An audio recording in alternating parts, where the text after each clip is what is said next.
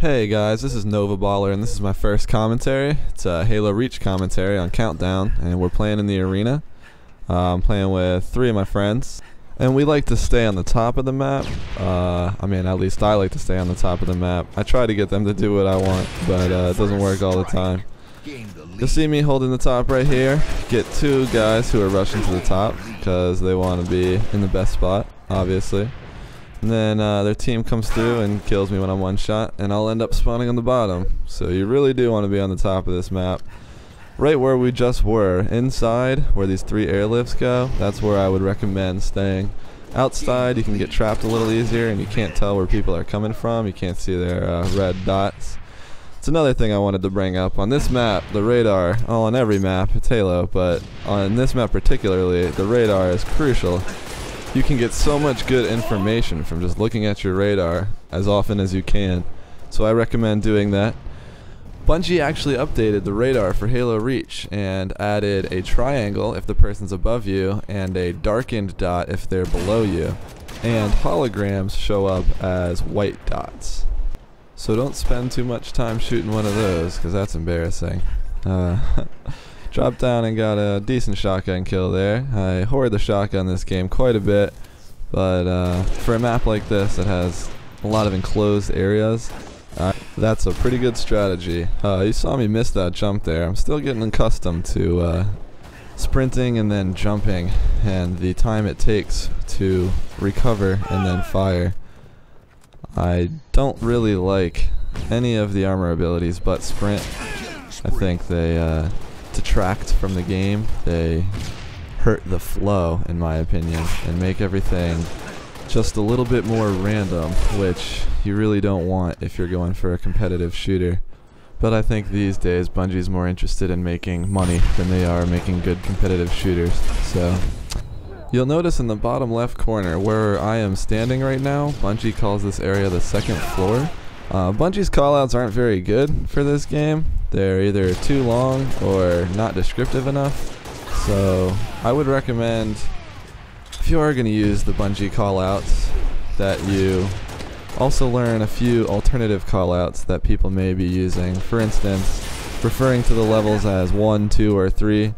Like right now, a lot of people would call this Lift 3 because it's at the 3rd floor of the airlift. I generally call that area the outside. It's very high traffic. There are often fights outside, which is why I prefer to stay by the airlifts on the inside, keeping the enemy on the outside at an easily flanked position.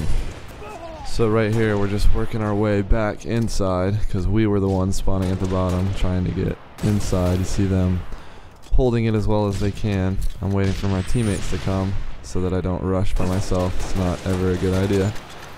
We got actually destroyed there. Got naded from 2 different angles. It kind of sucked, but that's a good example of why you want to hold the inside as opposed to the outside, because on the outside it's just too easy to be flanked or naded from multiple positions like we just did. So you'll see me working my way back up these stairs, trying to get to the inside, but not going up the airlifts. I find that the airlifts are generally guarded by at least one person with a shotgun, if not a person with a shotgun and a person with a sword. So, speaking of, I pick up the shotgun here again. I think it's either the 2nd or 3rd time. And I hate this. I hate when people do this to me, but if Bungie's gonna put it in the game, you kinda have to exploit it. So, got a little sprint shotgun kill there. I wasn't proud of it, but gotta do what you gotta do. This guy tried to chase me, so don't do that. Don't chase, ever. It's a bad idea. I continue to patrol this 3rd floor with a shotgun because it's a good place to be with it, and people ignore you like this guy. They forget about you, especially when you crouch walk for a little bit. You don't have to do it for very long. I don't really recommend crouch walking and not helping out your teammates, but if you think you're gonna catch somebody off guard, it's a good idea to crouch walk for a little bit.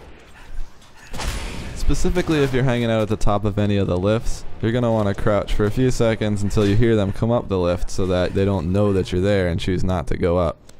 Or you could just not camp the airlifts because that's a pretty cheap strategy, but it works, so like that. It works.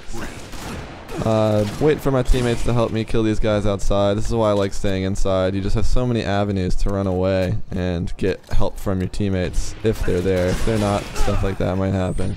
I actually probably should have killed him, but I'm still getting used to the dynamics of the shotgun in this game, and whether it's best to melee first and shotgun second, or shotgun first and melee second, especially with the new melee system and bouncing off. I really don't have too much of a grasp of what the best plan of attack is for those close quarter situations.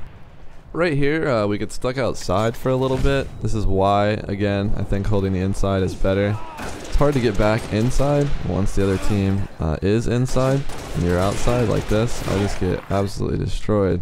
So stay inside. It really does help in this map, I think. If you can stay inside and watch the airlifts, it's really hard to lose. And when you do spawn on the bottom of the map, you go up the airlift like that, because you don't want to spend too much time on the bottom. You're not going to be finding opportunities for kills down there too often.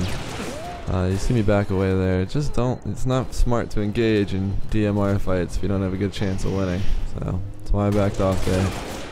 I try to be as aware as possible of my teammates and whether or not they're engaged in fights, so that I can come and help them, because it's really all Halo is. You're not going to be a one-man army. It's not. The game doesn't work like that. It's not Call of Duty. You really have to have good teamwork and take down people with team shooting. If you try to do everything by yourself, unless you have rockets or sniper, and even then, you really aren't going to have that great of a shot. So use teamwork. Teamwork works, I promise.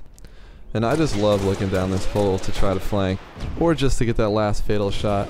Alright, well that's all for this commentary, but I'm definitely going to have more in the future, so look out for NoVABaller commentaries. Thanks for watching, guys.